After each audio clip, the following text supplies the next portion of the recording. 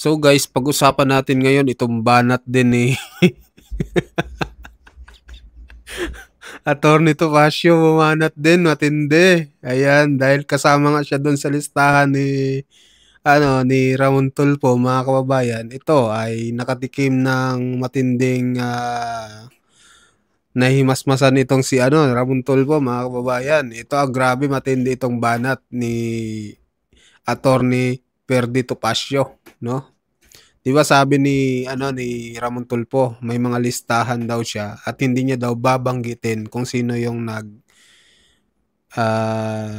nagsabi sa kanya, no, na yung mga magdi-destabilize sa gobyerno, mga kababayan. At sabi nga din sa mga listahan na yon ay nabanggit si Attorney Perdi Topacio. Si Attorney Topacio pa talaga ang tinirada mo, ha. Sabi dito ni Attorney Topacio, malakas lang ang loob niya kasi wala siyang bayag.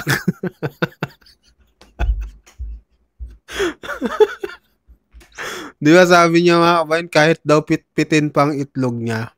Sabi ni Ramon Tulfo, ang tindi nito ni Ramon Tulfo, kahit pitpitin niyo pa ang itlog ko, hindi ako magsasalita kung sino ang nagsabi daw sa kanya, mga kababayan. So, binanatan siya ngayon ni Attorney Topacio, malakas lang daw ang loob mo kasi wala kang bayag. Ayan, basahin natin yung buong ulat, mga kabayan. Sabi dito, malakas lang ang loob niya kasi wala siyang bayag. Ayan. Dito po yan, mga kababayan, nasa ang balita ngayon. Sabi, ito ang reaksyon ni Attorney Perdi Topacio, Deputy Spokesperson ng PDP laban sa umano'y destabilization list na inilabas ni Mon Tulfo, lalo na't kabilang siya sa mga pangalang binanggit ng kolumnista. Sa listahan ni Mon Tulfo, pinangalanan si Ferdinand Perdi Topacio bilang isa umano sa mga taong minomonitor ng gobyerno kaugnay ng sinasabing destabilization plot laban sa administrasyon.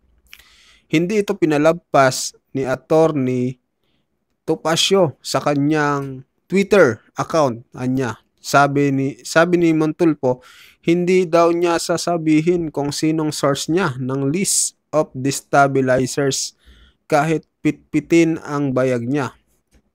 Ito naman ang banat ni Attorney Topacio. Malakas lang ang loob niya kasi wala siyang bayag. Aray ko. Talagang matinding banat ito. Wala ka daw bayag, Ramon Tulfo. Ayan, ano kayang masasabi dito ni Ramon Tulfo sa pahayag at patutsada ni Attorney Topacio, mga kababayan, ang spokesperson ng PDP laban, mga kababayan. So ngayon naman, pag-usapan natin itong balita din kay Anjo. So wait lang, sana yun. Ayan, itong kay Anjo Iliana. Ayan. So may isa na naman siya, may inilabas na naman siya, no, na statement. Dahil sabi niya dito, isa daw sa pinakamasamang ugali sa Itbulaga ay si Jose Manalo. Nako, matindi itong isiniwalat ni Anjo Iliana. Ano nyo dito, mga kababayan? Ano kaya ang inyong komento dito sa inilabas niya? So panoorin na natin ng sabay-sabay dahil hindi ko pa naman ito napanood. So ito na. Ready niya yung mga pang brown out nyo at baka mag brown out. Malakas po ang hangin, malakas ang ulan at hindi ko alam kung nasaan ang bagyo ngayon. Samantala may paririnig akong kanta sa inyo, ha. Ito.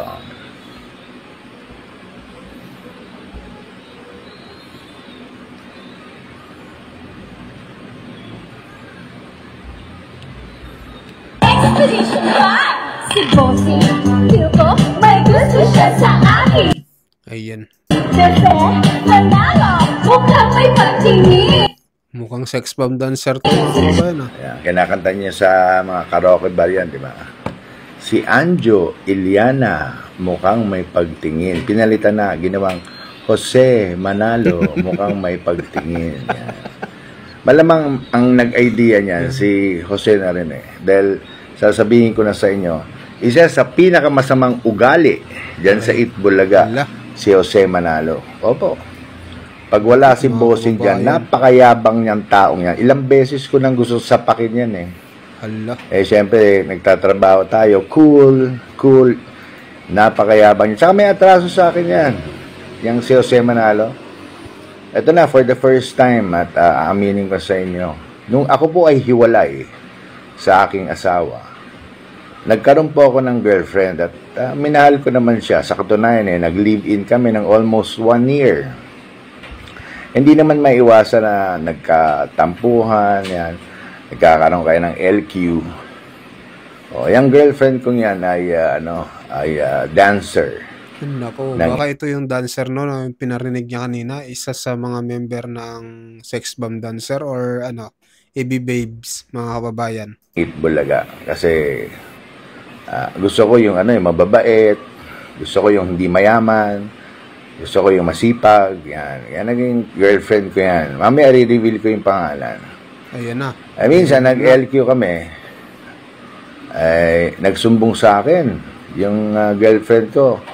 Sabi sa akin kasi medyo parang umiiyak siya nun eh. Pinagalitan daw siya ni Jose Manalo. Hala. Ang sabing ganon, bakit ka kumakabit sa may asawa? May asawa na yun. Hiwalay mo yan si Anjo, may asawa na yan. Hiwalay na nga ako, di ba? Pero sinabi ni Jose Manalo dun sa babae, hiwalay mo na yan. May asawa na yan, pinagalitan. So, medyo nag-iiyak yung girlfriend ko. So, ang ending, nung medyo naghiwalay kami, ang ending, etong Jose Manalo, inahas pala ako. Kaya pala niya ginawa yun. Oo, ngayon asawa na niya, si Mergin pala. Maranan. Yan. Girlfriend ko yan, 1 taon. Kami yan? Kaya pala niya ginawa yun. Oo, ngayon asawa na niya, si Mergin Maranan. Yan. Talaga, Mergin Maranan, yung asawa ngayon ni Jose Manalo, dating girlfriend din ni Anjo Iliana. Nako, matindi itong isiniwalat ni Anjo. Totoo kayo ito, mga kababayan. Grabe. Yan. Girlfriend ko yan, 1 taon. Kami niyan, okay kami niyan. Wala kaming problema masyado niyan. Ang ko lang, ahas talaga itong Jose Manalong to eh. Biro mo, nagkakaso na sila nung asawa niya dati. Naalala niyo yun, sila mag-asawa, nagbenta ng bangin. Sumalangit na yung kanyang asawa. Alam ko, pumanaw na yun. Pero naalala niyo, may kaso yan. Iiyak-iyak pa yan si Jose Manalo nun dahil may iyak yan eh.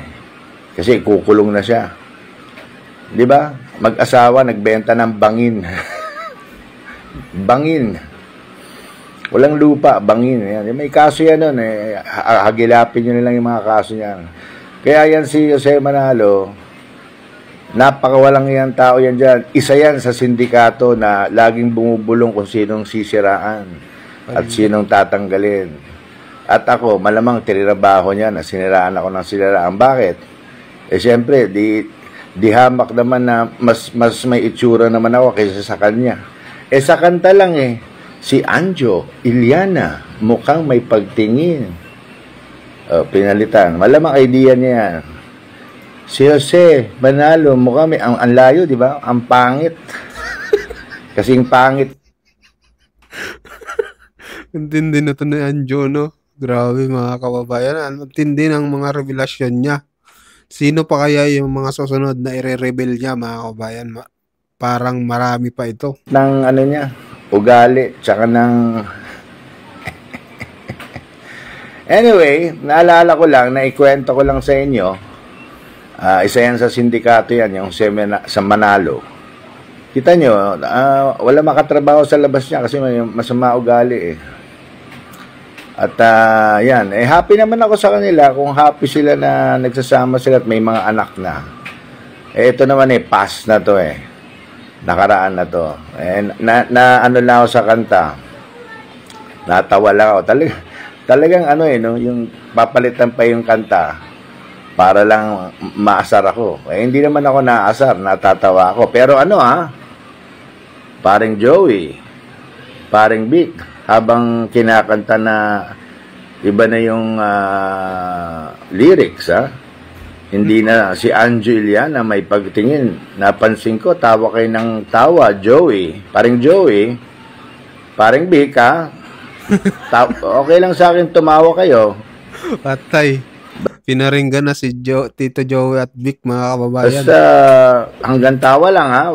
Huwag niyo kong sisiraan ha. Alam niyo na. Parang Joey. Parang Vic. Okay, so it's alright. Ganyan talaga ang buhay. At least once naging original ako sa kantang lyrics. So, kay Margin, hello. Nasa akin pa rin yung mga letters mo. Tinago ko pa rin hanggang ngayon. So, magandang gabi and good night everybody. Matindi mga kababayan, no? Itong isiniwalat ni Anjo Iliana, grabe, no? Meron pala silang love triangle na naganap tungkol dito sa kay asawa ni Jose Manalo, tsaka kay Jose Manalo, at dito kay Anjo Iliana, mga kababayan. So, matindi itong kanyang banat, mga kababayan. Anong pahayag nyo dito? Anong komento nyo dito?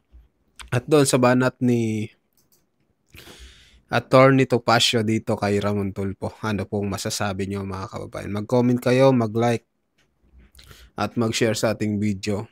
Sa mga bagong pasok dyan pa-subscribe po ng ating YouTube channel. Maraming salamat po.